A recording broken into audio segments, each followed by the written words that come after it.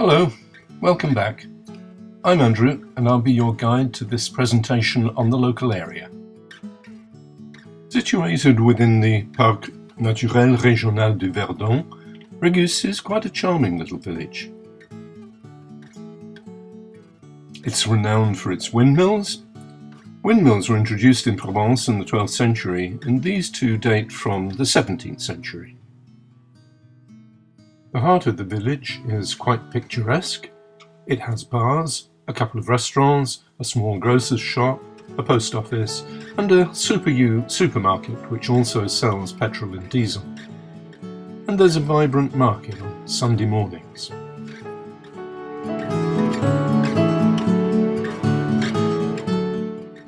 Just a couple of kilometres from the house, Boissac Bellevue lives up to its name.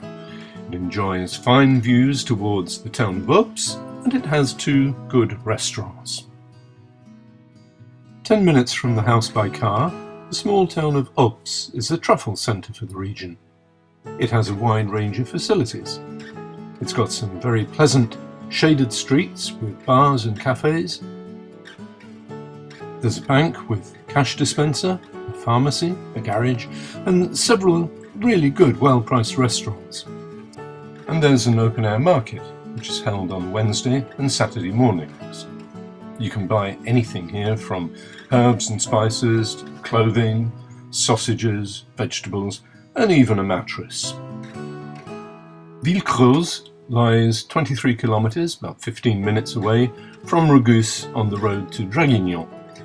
This small medieval village has a fine square with cafes and restaurants, and the older part is an attractive and photogenic enclave. There are some cave dwellings which can also be visited on payment of a small fee.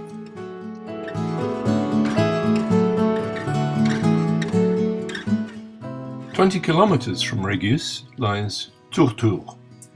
This is a very well-preserved hillside village.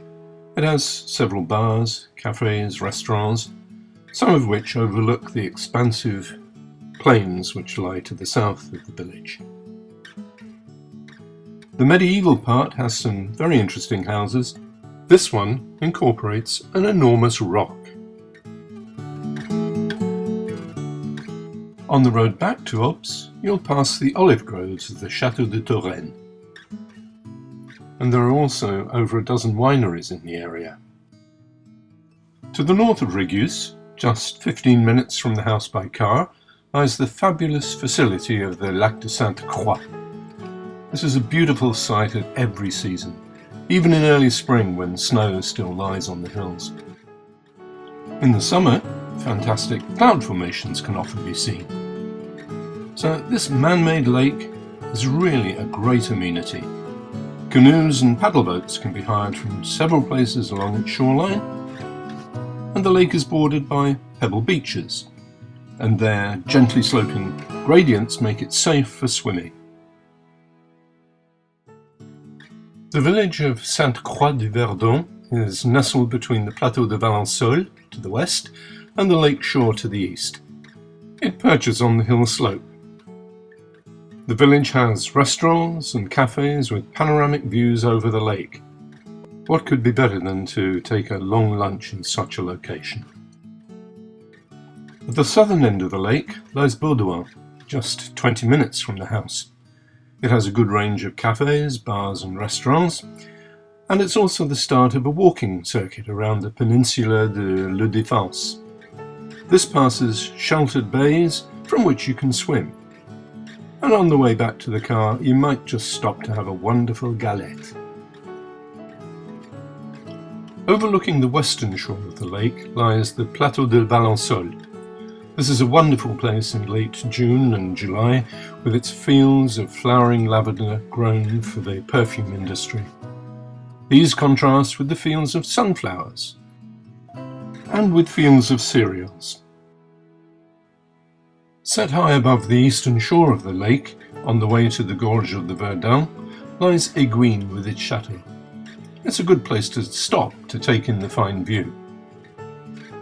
These gorges are truly spectacular and are less than an hour away from the house. From a point near the seasonal poste de secours safety station, it's possible to walk down into the gorges. It takes about an hour to go down and about an hour and a quarter to climb back up. At the bottom, there's a footbridge linking the two long-distance hiking trails which run along either side of the gorge. Remember to take plenty of water. Considered to be one of the plus beaux villages de France, Moustier lies just north of the Lac de Sainte-Croix and the western exit of the gorge of the Verdon. Clinging to the rock wall of the valley, the village is renowned for its ceramics and its 12th century church. Perched high above the village is the Chapelle de Notre-Dame de Beauvoir, which is accessible on foot. It's a bit of a climb, but the path to the chapel provides fine views of the village and the surrounding countryside.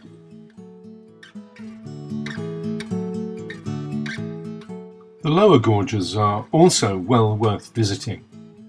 Canoes, electric boats and paddle boats, pedalos, can be hired from several places south of Quinçon.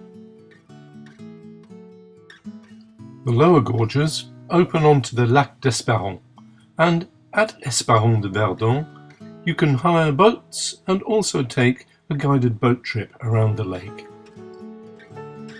A little further to the west lies Griault-les-Bains, a Roman spa town dating from the 1st century AD. The sulphurous waters can still be taken at the Établissement Thermal. Heading south from Régus via Ops, 24 kilometers away lies Cotignac, one of our favourite towns. It's set dramatically beneath an 80-metre high wall of rock, and it's a delightful town. It comprises an old quarter with 16th and 17th century houses arrayed along narrow streets beneath the cliff. Its 18th century addition has a tree-lined main street with shops, cafes and restaurants, and it's here that the market is held. In the face of the cliff there are caves, and these have sometimes been enlarged to create cave dwellings, and some of these can be visited.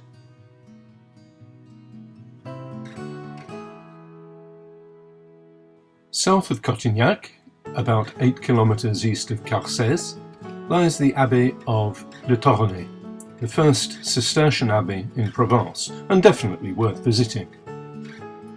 Typical of an order which is renowned for its austerity and rejection of worldly comfort, the abbey was set in deep woodland. By the 1400s, the abbey had become dilapidated, and it was finally abandoned in 1791, and subsequently restored by the state. Returning to Régus, you might take in Entrecastot. It's known mainly for its chateau and the small formal garden laid out by André Le Nôtre, who planned the gardens at Versailles. Closer still to home, Salerne is worth a stop, if only to take a refreshing drink in its shady square.